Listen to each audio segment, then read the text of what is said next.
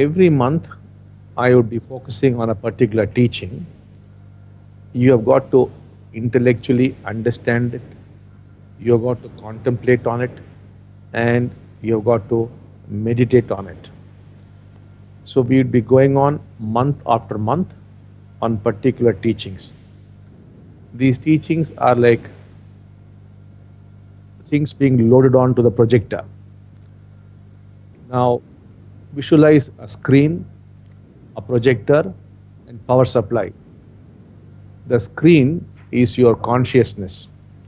The projector is like the mind, and the power supply is the diksha.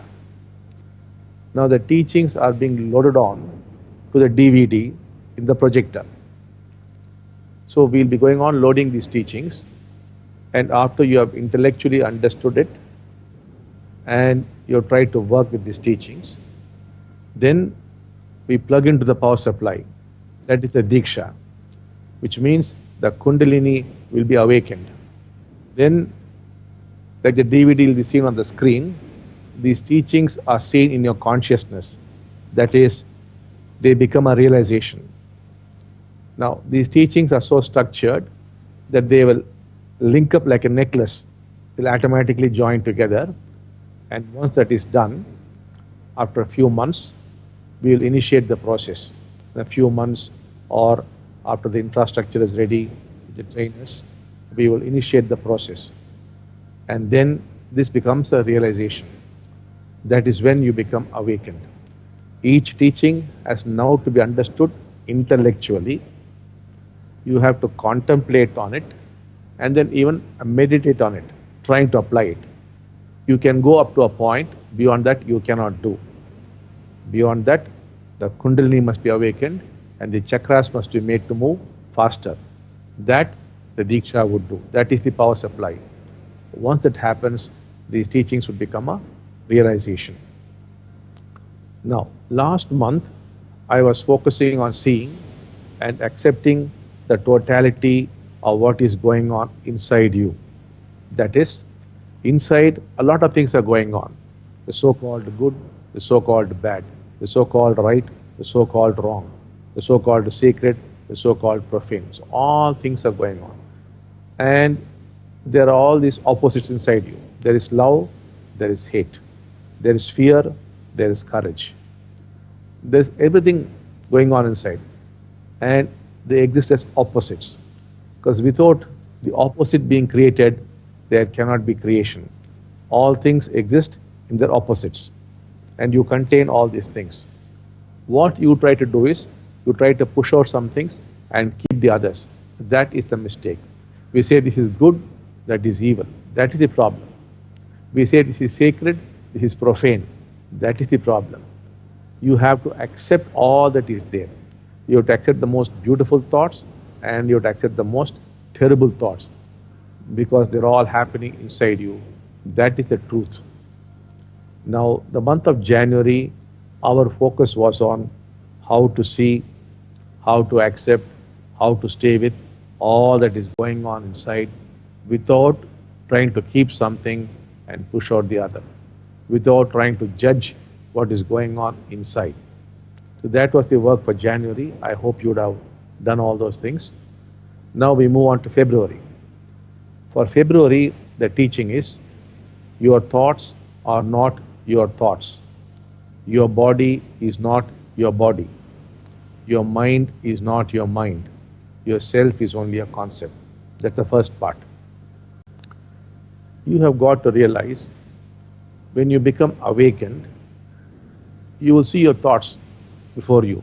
They'll be just going. Now what's happening is, you are involved with your thoughts and you think they are your thoughts. But once you become awakened, they are not your thoughts.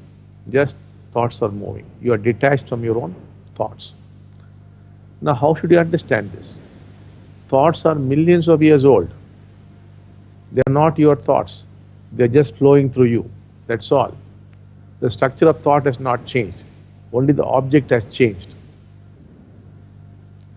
Thought has remained the same. Thought is essentially measurement. It is comparison. Ancient man was measuring and comparing. You also do. You are comparing how many cows he had, how much the neighbors had.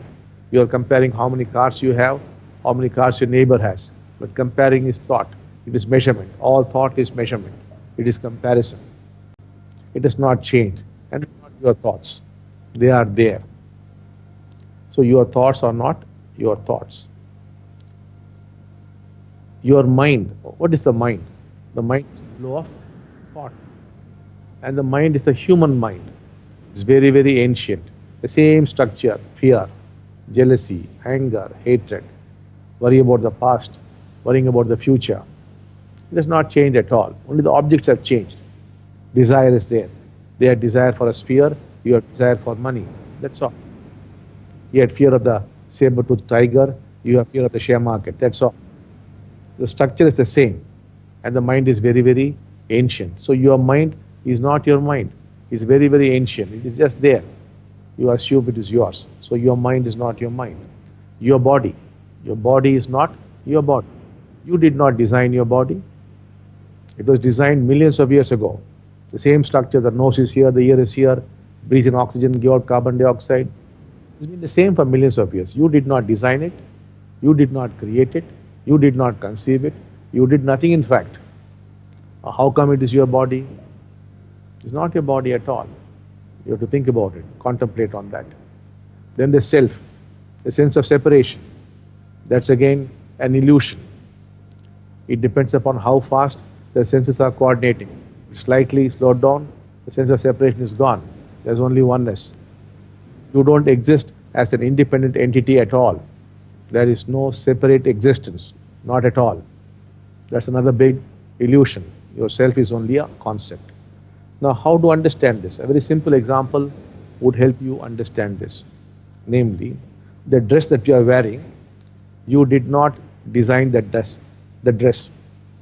You did not tailor the dress.